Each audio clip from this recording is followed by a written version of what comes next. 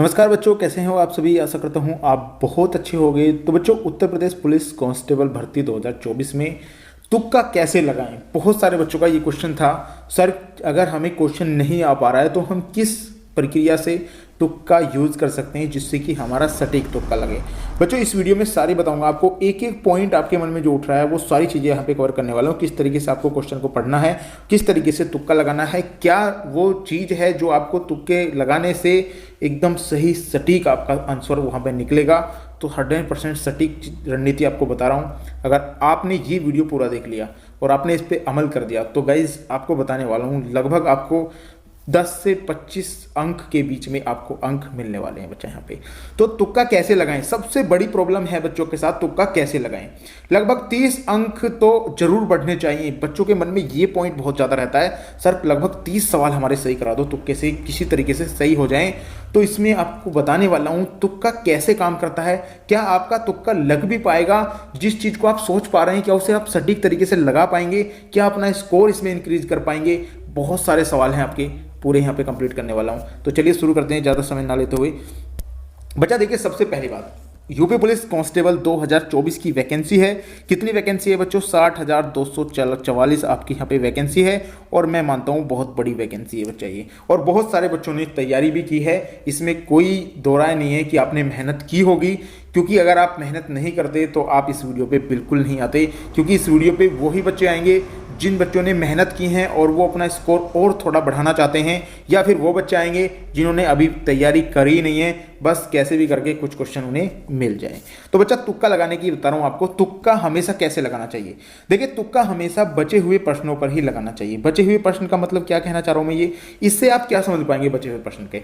इसका मतलब ये है, यदि आपने क्वेश्चन किए हैं, मान लिया आपका 150 नंबर का पेपर है बच्चा, यहाँ पे 150 नंबर का पेपर है और 150 नंबर में से लगभग आपने 100 क्वेश्चन यहाँ पे कंप्लीट कर लिए हैं जो आपके सही हैं।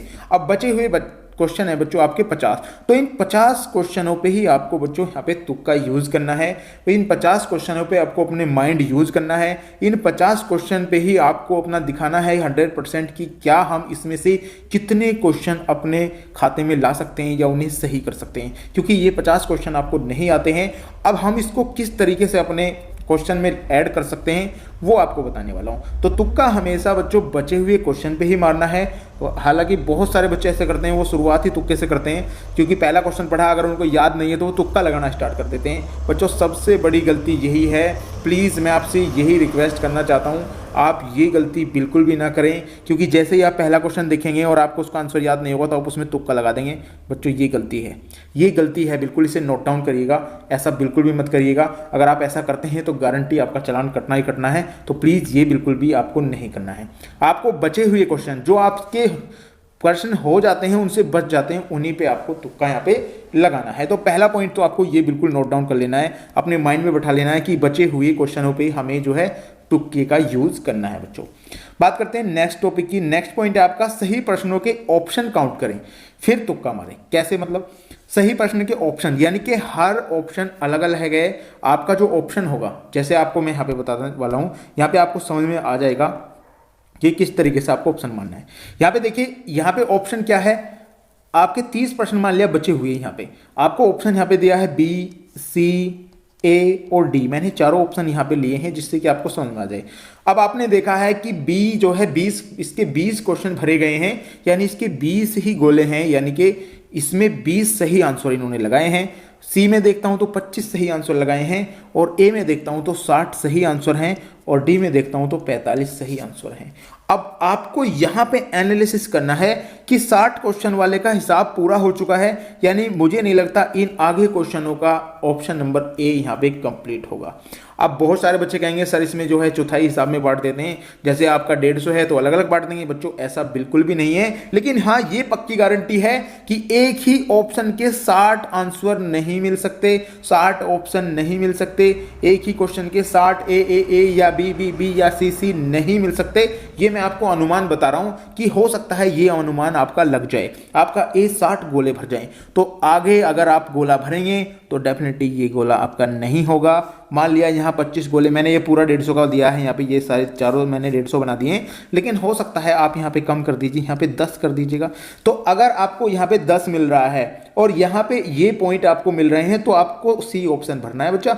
यहाँ से सी ऑप्शन को उठाना है कि हमने चारों का यहाँ पे देख लिया है, हमें पता चल रहा है कि इसमें सी भरना है। यहाँ पे मैंने आपको बताया कि आपको क्या करना है, सही प्रश्न के ऑप्शन को काउंट करना है, ऑप्शन को काउंट करना है कि कितने ऑप्शन मैंने यहाँ पे सही भर दिए हैं, उसी हिसाब से आपको यहाँ पे काउंट करना है अपना। तो मैंने यहाँ पे आपका काउंट किया है किस तरीके से, माना हमने 150 क्वेश्चन थे हमारे पास और हमने 120 क्वेश्चन भर दिए हैं, तो 120 क्वेश्चन यानी हमने 120 क्वेश्चन भर दिए, ये पूरा 150 का है और हमने 120 भर दिए हैं। तो जो ऑप्शन आपको सबसे कम नजर आए, जो ऑप्शन आपको सबसे कम नजर आए, जैसे मान लिया यहाँ पे 10 है तो यहाँ पे हो सकता है 5 हो, तो डेफिनेटली आपको क्या भरना है, बी ऑप्शन भरना है बच्चा, बी ऑप्शन।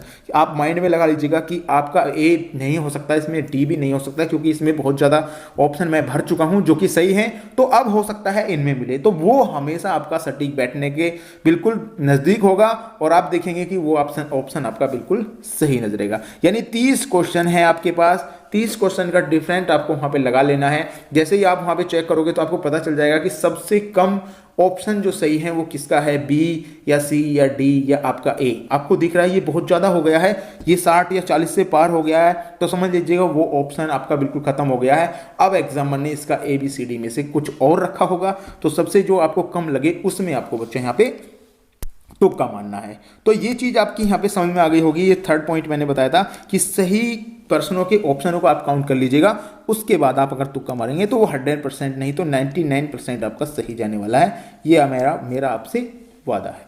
बात करते हैं टाइम इसमें कितना लगना चाहिए, टाइम इसमें कितना लेना चाहिए।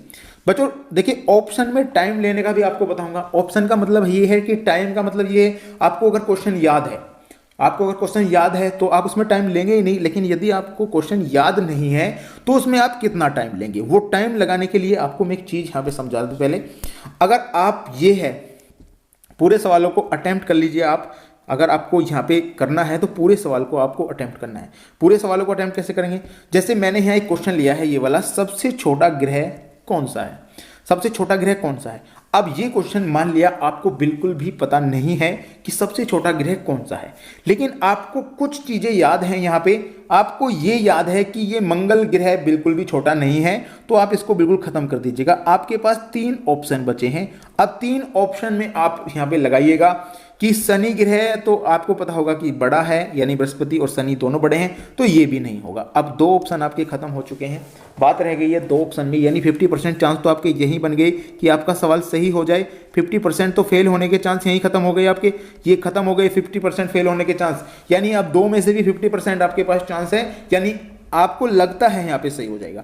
अब यहाँ पे अगर मैं पृथ्वी की बात करता हूँ तो ये पक्का पता है कि पृथ्वी भी बड़ी है भाई, या बुध की बात करें तो सूर्य के सबसे नजदीक है, तो यानी कि पृथ्वी भी नहीं होनी चाहिए। तो मैं यहाँ पे ऑप्शन नंबर सी यहाँ पे करेक्ट लगा दूंगा कि बुध ही होना चाहिए। मुझे यहाँ पे कंपलसरी पक्का पता है कि यहाँ पे बुध ही होना चाहिए। अगर यहाँ पे बुध नहीं है, क्योंकि मुझे इनमें पता है सर, मुझे इनमें थोड़ा कंफ्यूजन है कि शनि बड़ा है या पृथ्वी, लेकिन मुझे ये पता है कि पृथ्वी भी बड़ी है, तो डेफिनेटली आपको कंप्लीट यहाँ पे ऑप्शन नंबर सी आप लगा के आएंगे और ये 100% आपका सही निकलने वाला है।